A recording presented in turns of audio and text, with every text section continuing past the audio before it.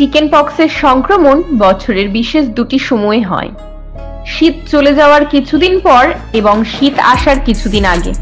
Chicken pox বা জল বসন্ত একটি ভাইরাস ঘটিত সংক্রমণ। সংক্রমণকারী ভাইরাসটির নাম হলো ভ্যারিসেলা জোস্টার ভাইরাস।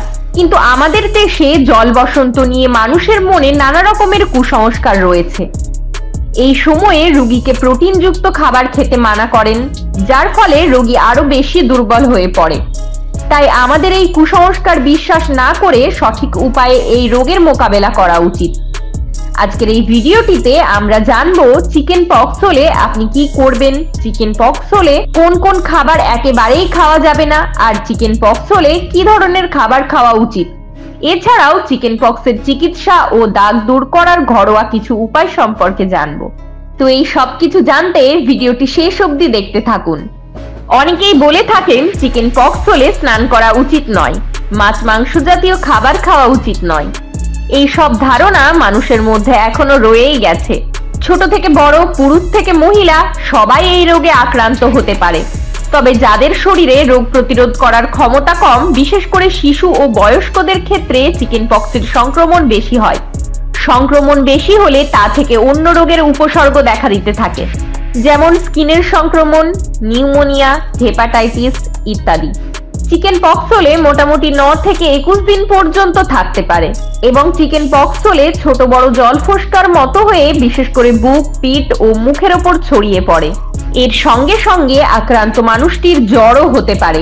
শরীরের নিচের অংশে অতিরিক্ত ব্যথা অনুভব হতে পারে এই রোগে আক্রান্ত হলে। প্রথম 2 থেকে 3 দিনের মধ্যেই চিকেন পক্স জনিত যা জল ফোস্কা বেরোনোর তা বেরিয়ে যায়, আর 7 থেকে 14 দিনের মধ্যে জল ফোস্কাগুলো আস্তে আস্তে শুকোতে শুরু করে। শুকিয়ে যাবার পর চামড়ার ওপর কালো দাগ থেকে যায়। তবে এই কালো দাগ মোটামুটি কয়েক মাসের মধ্যেই মিলিয়ে যায়। চিকেন পক্স একটি ছোঁয়াচে রোগ। একজনের থেকে অন্যজনের মধ্যে সংক্রমণ ছড়িয়ে পড়ে। গুটি বের হওয়ার 2 দিন আগে থেকে 8 দিন অবধি সংক্রমণ ছড়ানোর ভয় খুব বেশি থাকে। তাই আমাদের জানা দরকার চিকেন পক্স হলে কি করা উচিত। এই সময় রোগীর শরীর ঠান্ডা রাখা উচিত, তাহলে শরীরে একটু হলেও আরাম পাওয়া যায়। তাই স্নান করা বিশেষভাবে জরুরি। তবে অতিরিক্ত ঠান্ডা জলে কখনোই স্নান করবেন না। আর খুব ভালো হয় যদি আপনি জলের মধ্যে নিম পাতা ফুটিয়ে সেই জলে স্নান করতে পারেন। নিমের অ্যান্টিসেপটিক উপাদান পক্স নির্মূল করতে সাহায্য করে। এ সময় বারবার জ্বর আসার সম্ভাবনা থাকে, তাই এই সময় প্রাপ্তবয়স্করা প্যারাসিটামল খেতে পারেন। তবে ছোটদের ক্ষেত্রে অবশ্যই চিকিৎসকের পরামর্শ নেওয়া ভীষণ জরুরি। সেই সঙ্গে প্রতিদিন 2 বেলা জামা কাপড় বদলানো দরকার, তাহলে সংক্রমণের সম্ভাবনা কম হবে। পক্সের ওপর খুব চুলকানি অনুভব হয়, কিন্তু তাই বলে কখনোই তার ওপর নখ লাগাবেন না। এর ফলে স্কিনের ওপর স্থায়ীভাবে পক্সের দাগ থেকে যেতে পারে, আর তা থেকে সংক্রমণ আরো বেশি ছড়াতে পারে। তাই শিশুদের পক্স হলে তাদের নখ ছোট করে কেটে দিতে হবে। এছাড়াও পক্স হলে সচেতন হওয়া খুব দরকার। কখনোই ঘাবড়ে যাবেন না। এই পরিস্থিতি কিছুটা যন্ত্রণাদায়ক, তবে 21 দিন পর থেকে পরিস্থিতি স্বাভাবিক হয়ে যাবে। চিকেন পক্স হলে যেহেতু এটি ছোঁয়াচে রোগ, তাই এই রোগে আক্রান্ত হলে আলাদা ঘরে থাকতে পারলে খুব ভালো হয়। আর আলাদা ঘর যদি না থাকে তাহলে অবশ্যই আলাদা বিছানায় থাকতে হবে এবং সব সময় পরিষ্কার পরিচ্ছন্নতা বজায় রাখতে হবে। তো এখন আমরা জানবো পক্স হলে কোন কোন খাবার একদমই খাওয়া যাবে না। চর্বি বা অতিরিক্ত তেল জাতীয় খাবার, মাখন, ঘি, তেল, বাদাম, চকলেট জাতীয় খাবারে অতিরিক্ত পরিমাণে ফ্যাট থাকে, যা পক্সের ব্যথা বাড়িয়ে দিতে পারে। এমনিতেও শরীর সুস্থ রাখতে চিকিৎসকরা অতিরিক্ত তেল মশলাযুক্ত খাবার খেতে বারণ করে থাকেন।